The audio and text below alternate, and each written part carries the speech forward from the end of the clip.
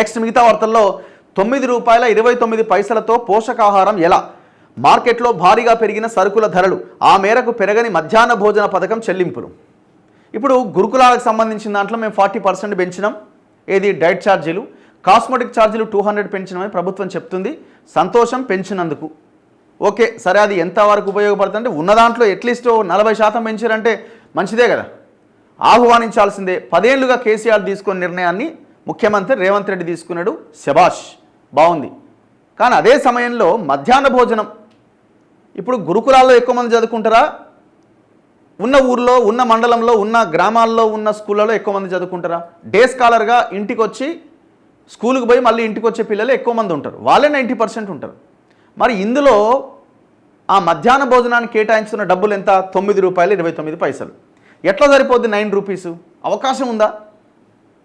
సరిపోదు. సరిపోకపోవడం వల్ల అక్కడ కూడా ఫుడ్ పాయిజన్ కేసెస్ నమోదవుతున్నాయి. మరి ఆ ₹9 మీరు దీనికి ఎందుకు 40% పెంచారు? పెంచాలా మరి? వీళ్ళెంత ఇది చేశారు? ఒకవైపు మార్కెట్లో పప్పు దినుసులు, కూరగాయలు, నూనె ధరలు భగ్గుమంటున్నాయి. ఇవాళ ఎంత అండి? ఆయిల్ ప్యాకెట్ ₹160-180 అమ్ముతున్నారు. ₹150-160 అన్ని రేట్లు పెరిగినాయి. ఈ రేట్ ఆ రేట్ అన్ని రేట్లు పెరిగిపోయినాయి. ఏటేటా పెరుగుతూ పోతున్నాయి. అందుకు అనుగుణంగా మధ్యాహ్న భోజన పీఎం పోషణ్ పథకానికి కేంద్ర రాష్ట్ర ప్రభుత్వాలు చెల్లింపులు చేయట్లేదు. ఫలితంగా 1 నుంచి 5 తరగతుల విద్యార్థులకు 450 క్యాలరీలు, 6 నుంచి 10వ తరగతి విద్యార్థులకు 700 క్యాలరీల శక్తి అందాలనే నిబంధన కాగితాలకే పరిమితమవుతోంది. నాసిరకం ఆహారమే దిక్కవుతోంది. తమకు చెల్లించే సొమ్ము గిట్టుబాటు కావట్లేదని వంట ఏజెన్సీ మహిళలు చెబుతుండగా పర్యవేక్షించాల్సిన ఉపాధ్యాయులు కూడా చూసి చూడనట్టుగా వ్యవహరిస్తున్నారు. ఫలితంగా ఏటేటా బడిలో అన్నం తినేవారి సంఖ్య తగ్గుతూ వస్తున్నట్లు అధికార గణాంకాలు స్పష్టం చేస్తున్నాయి.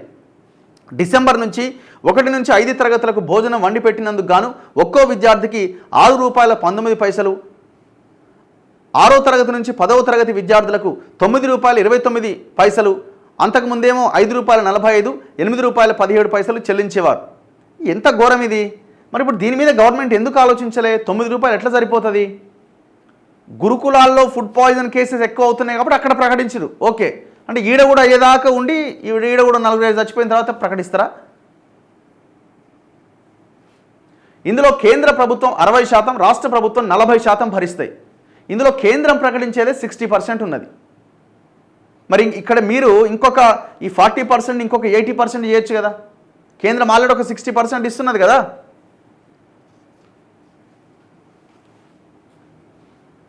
ఆరు నుంచి 10 తరగతుల విద్యార్థులకు 700 క్యాలరీల శక్తి అందేలా రూపొందించిన మెనూలో 150 గ్రాముల బియ్యం, 75 గ్రాముల కూరగాయలు, 30 గ్రాముల పప్పు దినుసులు, 7.5 గ్రాముల వంట నూనె వినియోగించాలి అనేది నిబంధన. బియ్యం మాత్రం ప్రభుత్వమే సరఫరా చేస్తుంది.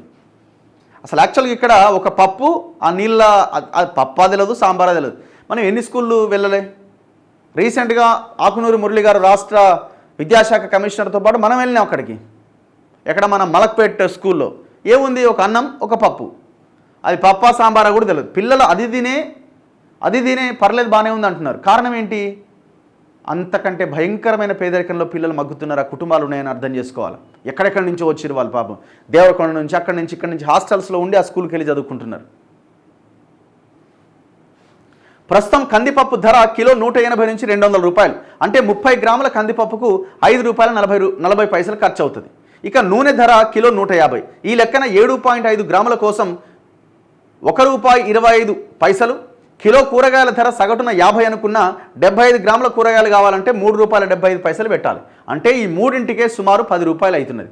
ఉల్లిగడ్డ, కారం, ఇతర మసాలా దినుసులు, వంటకు వినియోగించే కట్టెలు కానీ గ్యాస్ కానీ ఇవన్నీ అదనం. ఈ లెక్కన నిబంధనల ప్రకారం భోజనం తయారీకి సగటున ఒక్కో విద్యార్థికి సుమారుగా ₹12 నుంచి ₹15 ఖర్చు అవుతున్నది. గురుకులాల్లో పూటకు 15 నుంచి 17 వరకు చెల్లిస్తున్నారు. నవోదయ స్కూల్లో రోజుకి ₹74 చెల్లిస్తున్నారు. రాష్ట్ర ప్రభుత్వం కూడా 6 నుంచి 10 తరగతులకు కనీసం ₹15 చెల్లిస్తేనే ప్రమాణాల మేరకు భోజనం తయారు చేసేందుకు అవకాశం ఉంటుందని తెలంగాణ రాష్ట్ర ఉపాధ్యాయ సమాఖ్య రాష్ట్ర అధ్యక్షుడు రమేష్ అభిప్రాయపడ్డారు. కేంద్ర ప్రభుత్వం నియమించిన నిపుణుల బృందం హైదరాబాద్లోని జాతీయ పోషకాహార సంస్థ శాస్త్రవేత్తలతో కలిసి 2022 నవంబర్లో రాష్ట్రంలోని యాదాద్రి భువనగిరి, ఖమ్మం జిల్లాల్లో సర్వే నిర్వహించింది. పథకంలో నిర్దేశించిన మేరకు తృణధాన్యాలు, పప్పు దినుసులు, నూనె, కూరగాయలు లేకుండానే విద్యార్థులకు భోజనం వండిస్తున్నట్టుగా తేల్చింది. యాదాద్రి జిల్లాలో 67%, ఖమ్మం జిల్లాలో 82% మంది మాత్రమే బడిలో భోజనం తింటున్నట్టు, యాదాద్రి జిల్లాలో 25% మంది, ఖమ్మం జిల్లాలో 22% మంది పిల్లలు పోషకాహార లోపంతో బాధపడుతున్నట్టు నిర్ధారించింది. దీనివల్ల జరిగే అత్యంత ప్రమాదం ఏంటంటే ఆ పిల్లలు అక్కడ పెట్టింది తినడం వల్ల ఆ శరీరానికి పౌష్టికాహారం అందకపోవడం వల్ల బలహీనమైపోతారు, ఎదుగుదల ఉండదు, చదువుకోలేరు, భవిష్యత్తును ఎట్లా నిర్మిస్తారు? ఇక అంటే మనం ఆ పిల్లలని స్కూల్ స్టేజ్లోనే ఖతం చేసేస్తున్నాం. రకరకాల రోగాలు అటాక్ చేస్తే, రకరకాల జబ్బులు అటాక్ చేస్తే, అందుకే తల్లిదండ్రులు ఏం చేస్తున్నారు, కొద్దిగా middle class, above middle class families వాళ్ళు, అరే గాడేం తింటారా, నువ్వు బాక్స్ తీసుకుపోని బాక్స్ కట్టి ఇచ్చేస్తున్నారు. ఎంత దుర్మార్గం ఇది! మనమేమో ఈడ రోడ్లు వేయాలా, ఈడ ఫ్లైఓవర్ వేయాలా, లేకపోతే ఇంకోటి చేయాలా, 4th సిటీ కట్టాలా, 330 ఫీట్ల రోడ్డు కావాలా, వీటి మీద పడి మనం కొట్టుకపోతా ఉన్నాం. చివరికి జనాలు కూడా ఎట్లా తయారైపోయారు, ఆ బిల్డింగ్లు చూసి, ఆ ఫ్లైఓవర్లు చూసి వాహ్ అని అనుకుంటున్నారు. మరి ఇదేంది? ఎన్ని లక్షల మంది విద్యార్థుల మీద ఈ ప్రభావం పడుతున్నది ఒకసారి ఆలోచించండి. రాష్ట్ర ప్రభుత్వం ఏం చేస్తున్నది? మరి గురుకులాల్లో 40% పెంచినప్పుడు దీని మీద ఎందుకు మీకు ఆలోచన లేదు? 60% కేంద్రం ఇస్తున్నది, 40% రాష్ట్రం పెట్టాలి. ఎంత దుర్మార్గం అంటే దాదాపు కొన్ని నెలల నుంచి మధ్యాహ్న భోజన కార్మికులకు బిల్లులు పెండింగ్ ఉన్నాయి. ఇచ్చేదే అటు ఇటు కానీ మళ్ళీ వాళ్ళకి బిల్లులు పెండింగ్ పెట్టిరు.